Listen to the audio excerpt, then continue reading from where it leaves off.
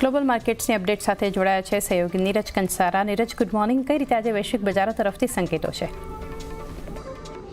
જી good morning Chandni. અને આજના દિવસે થોડા ઘણા પોઝિટિવ સંકેતો આપણને ઓવરઓલ મળી રહ્યા છે। સૌથી પહેલાં શુક્રવારના અમેરિકાના બજારોની વાત કરી લઈએ તો ત્યાં આગળ ડાઉ જોન્સની અંદર આપણને એક રેકોર્ડ ક્લોઝિંગ ખાસ કરીને જોવા મળ્યું હતું। જુઓ, લગભગ 850 પોઈન્ટ જેટલો વધીને આપણને ડાઉ બંધ થતો દેખાયો હતો। નાસ્ડેક, S&P 500 બંનેની અંદર પણ આપણને સારી તેજી ખાસ કરીને આવતી જોવા મળી। હવે આ તેજી ક્યાંથી આવી?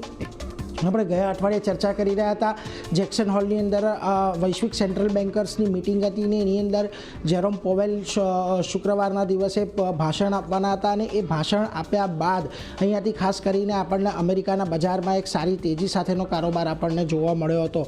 ખાસ કરીને રસેલ 2000 2025ના ઉચ્ચતમ સ્તર પર આપણને પહોંચતો દેખાયો। રસેલ 2000 ત્યાંનો બ્રોડલાઇન ઇન્ડેક્સ છે। આ ઉપરાંત તમામ ટેકનોલોજી શેર્સમાં પણ આપણને સારી તેજી જોવા મળી અને ખાસ કરીને હવે જે અહીંયાથી ફરી પાછી વ્યાજદર કાપની આશા છે એ વધતી જોવા મળી છે અને સપ્ટેમ્બરમાં લગભગ 75% જેટલા લોકોને લાગી રહ્યું છે કે હવે અહીંયાથી આપણને એક વ્યાજદર કાપ આવતો દેખાશે। બીજી તરફ હવે ફોકસ ક્યાં રાખવાનું છે તો શુક્રવારે સાંજે પીસી મોંઘવારી દરના ડેટા આવશે અને ખાસ કરીને ઇનિશિયલ જોબલેસ ક્લેમના ડેટા પણ જે આ સપ્તાહે આવશે એના પર એક નજર રાખવાની રહેશે અને જો એ આંકડા અહીંયાથી અનુમાન મુજબ આવે છે તો વ્યાજદર કાપની આશા અહીંયાથી વધતી દેખાશે। બીજી તરફ જેક્સન હોલની અંદર ખાસ કરીને પોવેલે શું કહ્યું તો જુઓ, એમણે અહીંયાથી ખાસ કરીને એવું કહ્યું કે વ્યાજદરોમાં ઘટાડો થવાની શક્યતા હવે અહીંયાથી લાગી રહી છે, પણ બીજી તરફ નોકરી ગુમાવવાનું જોખમ છે એ વધતું દેખાઈ રહ્યું છે। ટેરિફની અસર કન્ઝ્યુમર પ્રાઇસ પર આપણને આવનારા સમયની અંદર આવતી દેખાશે અને ખાસ કરીને અહીંયાનો એમણે એવું પણ કહ્યું કે એકવારનો અર્થ એવો નથી કે એક જ સમયે આપણને વ્યાજદર કાપ આવતો દેખાય અને ખાસ કરીને એમણે એવું પણ કહ્યું હતું કે આપણું કામ અહીંયાથી અર્થતંત્રને મજબૂત રાખવાનું છે, એટલે એના પર એક નજર રાખતા રહીશું।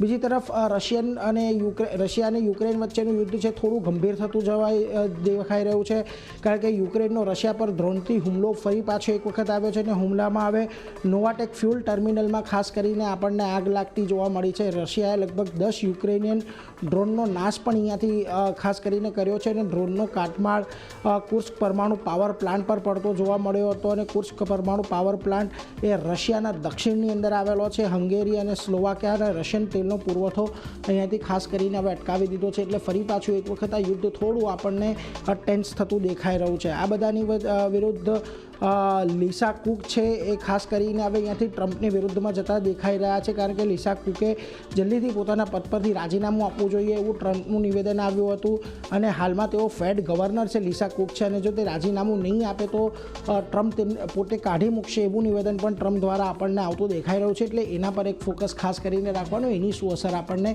આવનારા સમયની અંદર આવતી દેખાય છે। પરંતુ આ બધાની વચ્ચે જો ખાસ કરીને આજના દિવસને એશિયાના બજારોની અંદર પણ આપણને પોઝિટિવિટી જ આગળ વધતી દેખાઈ રહી છે।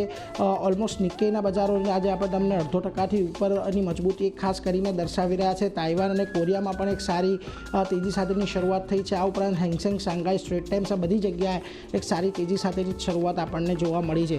હવે ખાસ કરીને વાત કરીએ આપણા બજારોની તો જુઓ, ખાસ કરીને શુક્રવારે આપણને પણ એક મજબૂત સાથેનું ક્લોઝિંગ જોવા મળ્યું હતું। 24,989 પર નિફ્ટી ફ્યુચર્સ બંધ થતા જોવા મળ્યા હતા। અત્યારે ગિફ્ટ નિફ્ટી 24,952ના સપોર્ટ આપી રહ્યું છે, એટલે લગભગ 50 પોઈન્ટના તેજીના સંકેતો છે, પરંતુ આજે પણ એ જ ખાસ આપણે જોવાનું રહેશે કે શું આપણે 25,000ની ઉપર ફરી પાછા જઈ શકીએ છીએ કે ત્યાંથી આપણને ઘટાડો આગળ વધતો જોવા મળે છે। એટલે ઓવરઓલ એક વૈશ્વિક બજારથી આપણને જે સંકેત મળી રહ્યા છે ચાંદની થોડાક પોઝિટિવિટીના આજના દિવસમાં મળી રહ્યા છે। જી નીરજ।